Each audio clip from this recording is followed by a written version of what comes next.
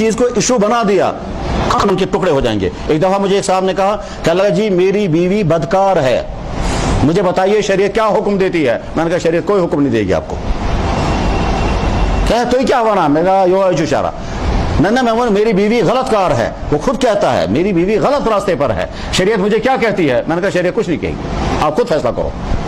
میں نے کہا اگر شریعت کہے گی طلاق دے دو, کل کو تم کہو گے میرے بچوں کا کیا بنے گا؟ بچے ہیں؟ کہنے لگا جی 4 بچے ہیں. میں نے کہا اگر شریعت نے حکم دیا طلاق دے دو, اور طلاق دینے کے بعد عورت چلی گئی, بچے تمہارے سر پڑ جائیں گے, تم کہو گے میرا گھر بکھر گیا, تو ڈالو گے شریعت کے سر پر. شریعت اگر کہے گی تم رکھو اس عورت کو, تم کہو گے صاحب بدکار عورت کو شریعت رکھنے کی مجھے حکم کیوں دے رہی ہے؟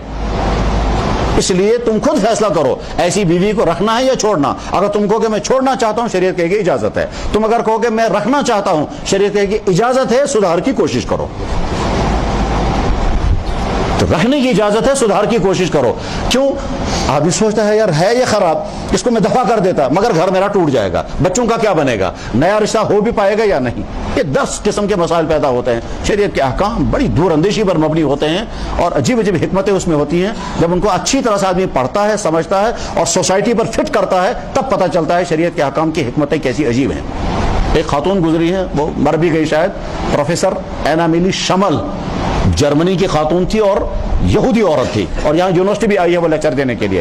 ورلڈ میں تصوف اور اقبالیات, غالبیات اور کچھ اور چیزوں کی اتھارٹی مانی جاتی تھی یہ عورت. ایک دفعہ میں نے اس کا انٹرویو پڑھا, وہ ہمارے پاس موجود بھی ہے. اس نے کہا صاحب اسلام کے احکام دیکھ کر میں حیران ہو جاتی ہوں. طلاق ہونے کے بعد اسلام نے کہا کہ اس عورت کو عدت گزارنی چاہیے. کہا اس کا فلسفہ ایک عورت سمجھ سکتی ہے, اسلام نے یہ حکم کیوں دیا.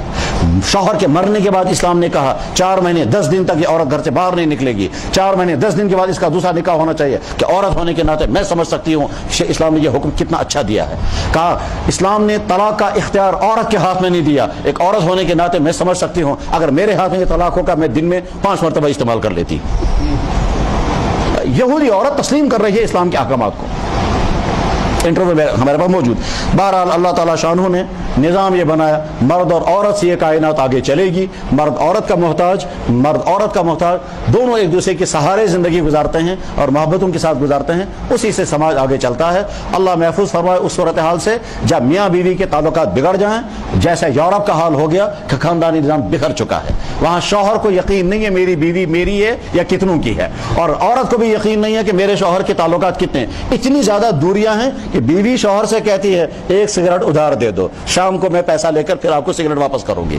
اور یہ یہاں کا شوہر ہے جو مہینوں تک ہسپتال میں کھڑا رہتا اپنی بیوی کے لیے, اور یہ یہاں کی بیوی ہے اسلام والی بیوی جو اپنے شوہر کو بخش دینے کے لیے تیار ہوتی ہے. وہ اسلام نے ہم کو سکھایا.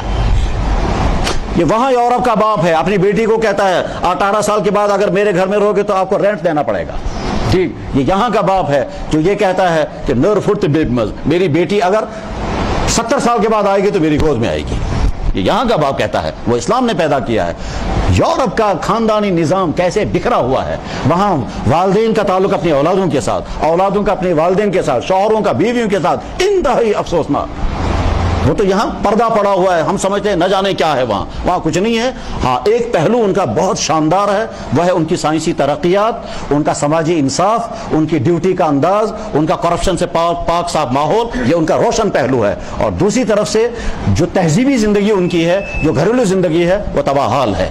اور جب کبھی ان کے سامنے اسلام کا یہ روشن پہلا آتا ہے وہ حیران ہو جاتے ہیں کہ اولاد والدین کے لیے یہ کر سکتی ہے, والدین اپنی اولاد کے لیے ہم تو سوچ بھی نہیں سکتے ایسا. ایک صاحب پاکستان کے ہیں, وہ مضامین لکھتے رہتے ہیں. ایک دفعہ انہوں نے مضمون لکھا, برطانیہ میں رہتے ہیں. کہنے لگا ہمارے پڑوس میں ایک صاحب ہیں, ان کے ہاں سے کوئی کارڈ آیا ہمیں. بیوی نے کہا وہ صبح سے انتظار کر رہے ہیں, جلدی جاؤ. کہتا ہم جب شام کو گئے, میں نے کہا کیا فنکشن ہے؟ کہنے لگا جی بڑا ضروری فنکشن آج ہے. ہو گیا صاحب فنکشن, لوگ جمع ہو گئے. جمع ہونے کے بعد ماں جو ہے وہ ڈائس پر آ کر کہتی ہے یہ میرا بیٹا بہت اچھا ہے, آج یہ 18 سال یا 20 سال کا ہو گیا, ہم اس کا سیاف کر رہے ہیں, آج کے بعد اس گھر سے نکل جائے گا. میں بڑا شکر گزار ہوں اپنے اس بیٹے کا, اس نے ہم کو کوئی تکلیف پہنچائی ہے, ہم بڑی خوشیوں کے ساتھ آج کے بعد اس کو سیاف کر رہے ہیں. اس کے بعد بیٹا آیا, میں والدین کا بڑا شکر گزار ہوں, انہوں نے بڑی محبت سے مجھے پالا ہے, آج کے بعد میں کبھی ان کو ڈسٹرب نہیں کروں گا, بس یہاں سے نکلوں گا میں ان کو سیاف کرتا ہوں, کبھی اگر یہ اجازت دیں گے کرسمس کے دن میں ان کو ہیلو کروں گا, بس اس کے علاوہ کچھ نہیں. یہ کہتا ہے, میں حیران ہو کر دیکھتا رہا, یہ انسانوں کا حال ہے. ماں جو ہے وہ خوشی کے ساتھ بیٹے کو رخصت کر رہی ہے, آج کے بعد کبھی نہیں آنا, اور بیٹا جو ہے وہ فخر کے ساتھ کہتا ہے آج کے بعد میں کبھی نہیں آؤں گا, اور وہ اس پر خوش ہیں. आगे चलकर इनका क्या होता है कि ओल्ड एज होमों में पहुंचाओ उन बूढ़ों को, वहां कोई पूछने वाला भी नहीं होता। इस्लाम का खानदानी निज़ाम क्या है कि बाप मौत तक अपने बच्चों पर कुर्बान और बेटा जो है वो अपने वालिदैन पर कुर्बान होता है।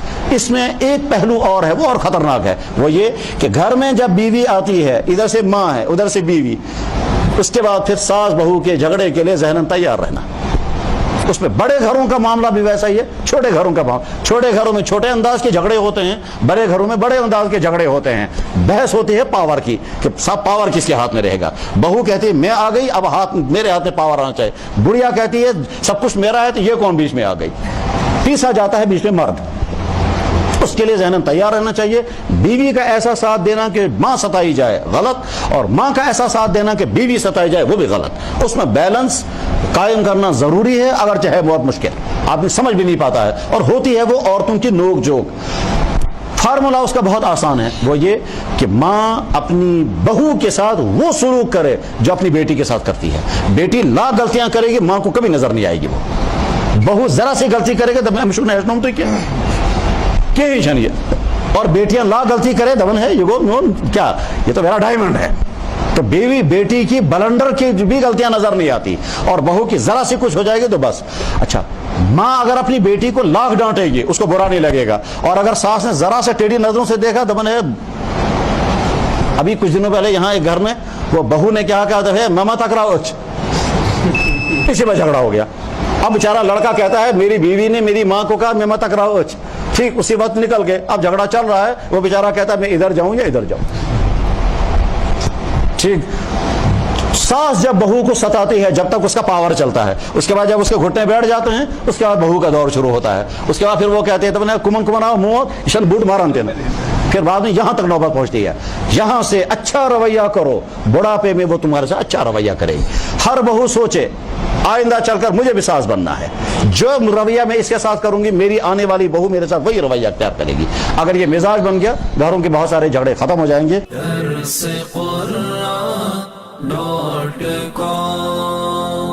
www.darsequran.com